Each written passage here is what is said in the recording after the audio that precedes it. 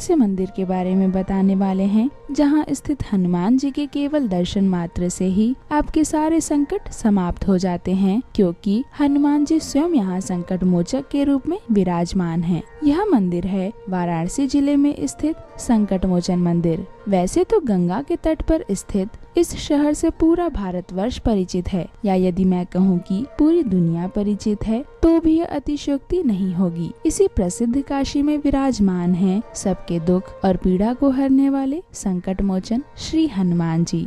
हनुमान जी के संकट मोचन अवतार की सबसे बड़ी विशेषता यह है कि इस मंदिर में हनुमान जी की प्रतिमा श्री रामचंद्र जी के ठीक सामने है। देखने वालों को ऐसा लगता है कि हनुमान जी अपने प्रिय श्री राम जी की ओर देख रहे हैं। हनुमान जी की प्रतिमा की एक और विशेषता यह भी है कि यह पूर्ण रूप से मिट्टी से बनी हुई है। इस मंदिर का परिसर बहुत सारे बंदरों का घर है। यहाँ मंदिर के प्रांगण में ही स्थित सैकड़ों वर्ष प्राचीन एक तालाब भी है। यह तालाब कितना पुराना है इसका उल्लेख कहीं नहीं मिलता, परंतु मंदिर के वसीयतनामे में उल्लेख के अनुसार इस अति प्राचीन तालाब का जीर्णोद्धार 1904 में कराया गया था। इस मंदिर से जुड़ी बहुत सारी प्रचलित कहानियाँ भी हैं। तो चलिए जानते हैं ऐसी ही कुछ कथाओं के बारे में।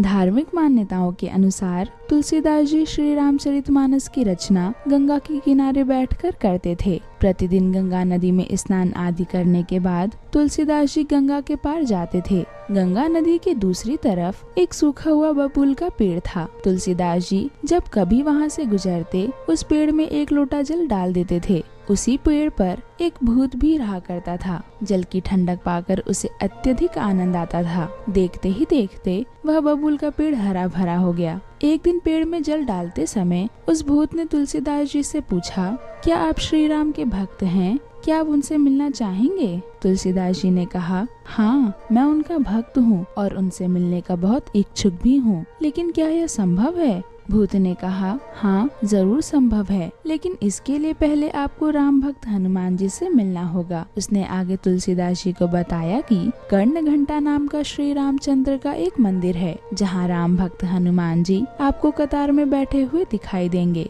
वो उस मंदिर में एक कुष्ठ रोगी के वेश में रहते हैं। तुलसीदास जी ने उस भूत को धन्यवाद किया और तुरंत उस मंदिर की ओर चल पड़े। हनुमान जी को संभवतः इस बात का पता चल गया था कि उनके कुष्ठ रोगी के वेश के बारे में किसी को ज्ञात हो गया है, इसलिए जैसे ही तुलसीदास जी वहां पहुँचे, हनुमान जी वहां से जाने लगे। उनको जाता हुआ देखकर तुलसीदास जी भी उनके पीछे पीछे चलने लगे। आज जहाँ संकट मोचन मंदिर स्थित है, वहाँ पहले एक विशाल वन हुआ करता था। जब उन दोनों लोगों ने वन में प्रवेश कर लिया तो तुलसीदास जी ने सोचा कि लगता है अब हनुमान जी नहीं रुकेंगे। ऐसा सोचकर उन्होंने अपने दोनों हाथों से उनका पैर पकड़ लिया और कहा, हे भगवान, मुझे पता है कि आप स्वयं हनुमान जी हैं। कृपया इस भक्त को अपने दर्शन देकर धन्य कर दीजिए। हनुमान जी ने वहाँ से जाने का प्रयास किया, लेकिन तुलसीदास जी की श्रद्धा देखकर वहाँ से नहीं जा सके। उन्होंने तुलसीदास जी को यहीं अपने दिव्य रूप का दर्शन दिया। तुलसीदास जी ने हनुमान जी से उसी स्थान पर निवास करने का निवेदन किया ताकि वो प्रतिदिन उनके दर्शन कर सकें। इसके बाद हनुमान जी वहाँ एक मिट्टी की प्रतिमा के रूप में बस गए और तुलसीदास जी प्रतिदिन उनकी पूजा आराधना करने लगे। आगे चलकर उन्होंने उसी स्थान पर हनुमान जी के मंदिर का निर्माण कराया, जिसे आज संकट मोचन मंदिर के नाम से जाना जाता है।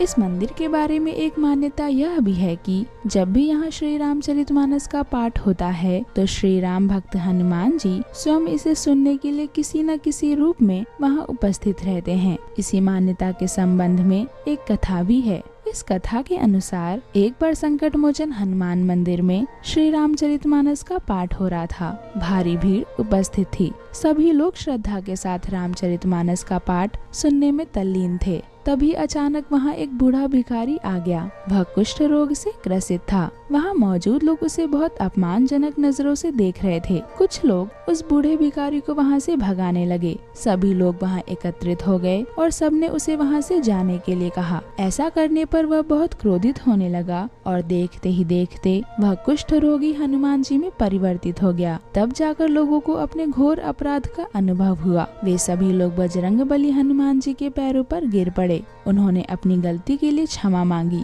इसके बाद हनुमान जी वहाँ से अदृश्य हो गए।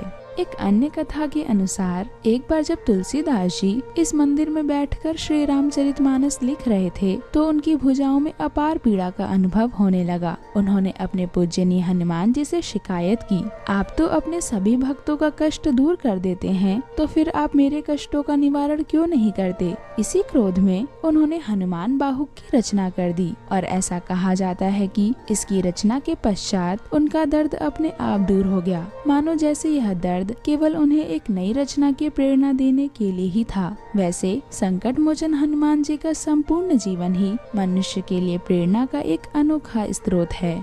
दोस्तों, आज का हमारा वीडियो बराबर। आज हम आपको हनुमान जी के एक ऐसे मंदिर के बारे में बताने वाले हैं जहां स्थित हनुमान जी के केवल दर्शन मात्र से ही आपके सारे संकट समाप्त हो जाते हैं, क्योंकि हनुमान जी स्वयं यहां संकट मोचक के रूप में विराजमान हैं। यह मंदिर है वाराणसी जिले में स्थित संकट मोचन मंदिर। वैसे तो गंगा के तट पर स्थित इस शहर से पूरा भारतवर्ष परिचित है, या यदि मैं कहूँ कि पूरी दुनिया परिचित है तो भी यह अतिशयोक्ति नहीं होगी। इसी प्रसिद्ध काशी में विराजमान है सबके दुख और पीड़ा को हरने वाले संकट मोचन श्री हनुमान जी। हनुमान जी के संकट मोचन अवतार की सबसे बड़ी विशेषता यह है कि इस मंदिर में हनुमान जी की प्रतिमा श्री रामचंद्र जी के ठीक सामने है। देखने वालों को ऐसा लगता है कि हनुमान जी अपने प्रिय श्री राम जी की ओर देख रहे हैं।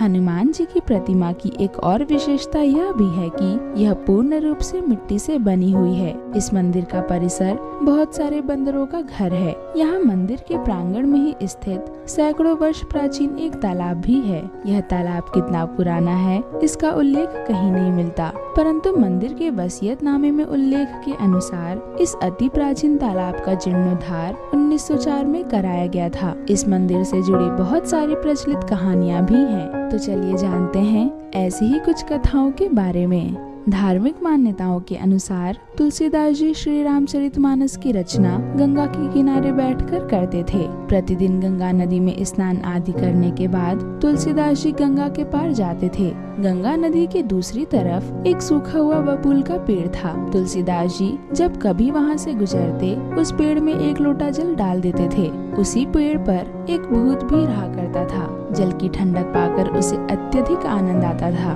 देखते ही देखते वह बबूल का पेड़ हरा भरा हो गया। एक दिन पेड़ में जल डालते समय उस भूत ने तुलसीदास जी से पूछा, क्या आप श्री राम के भक्त हैं? क्या आप उनसे मिलना चाहेंगे?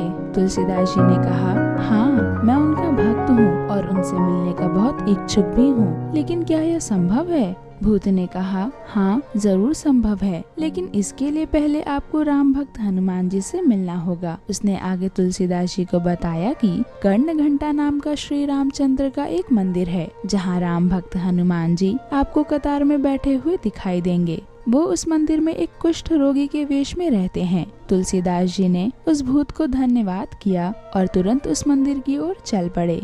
हनुमान जी को संभवतः इस बात का पता चल गया था कि उनके कुष्ठ रोगी के वेश के बारे में किसी को ज्ञात हो गया है, इसलिए जैसे ही तुलसीदास जी वहां पहुंचे, हनुमान जी वहां से जाने लगे। उनको जाता हुआ देखकर तुलसीदास जी भी उनके पीछे पीछे चलने लगे। आज जहां संकट मोचन मंदिर स्थित है, वहाँ पहले एक विशाल वन हुआ करता था। जब उन दोनों लोगों ने वन में प्रवेश कर लिया तो तुलसीदास जी ने सोचा कि लगता है अब हनुमान जी नहीं रुकेंगे। ऐसा सोचकर उन्होंने अपने दोनों हाथों से उनका पैर पकड़ लिया और कहा, हे भगवान, मुझे पता है कि आप स्वयं हनुमान जी हैं। कृपया इस भक्त को अपने दर्शन देकर धन्य कर दीजिए। हनुमान जी ने वहाँ से जाने का प्रयास किया, लेकिन तुलसीदास जी की श्रद्धा देखकर वहाँ से नहीं जा सके।